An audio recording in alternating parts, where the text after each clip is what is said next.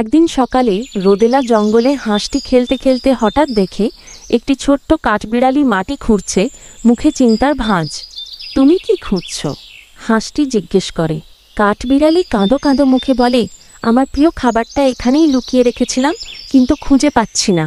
হাঁসটি তখন মিষ্টি হেসে বলে, চলো আমি সাহায্য করি।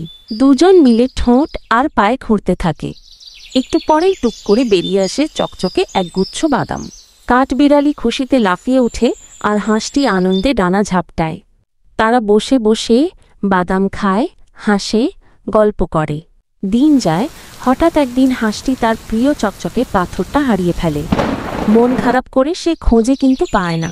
তখন সেই কাঠবিড়ালি দৌড়ে আসে, বলে, এবার আমি তোমাকে সাহায্য করব। সে আবার সেই জায়গায় খোঁড়ে আর হ্যাঁ, খুঁজে পায় সেই প্রিয় পাথর। হাঁসটি আনন্দে কাঠবিড়ালিকে জড়িয়ে ধরে, আর তখন থেকে তারা হয়ে যায় সবচেয়ে ভালো বন্ধু। বন্ধুত্ব মানেই তো একে অপরকে সাহায্য করা, ঠিক যেমন হাঁস আর কাঠবিড়ালি।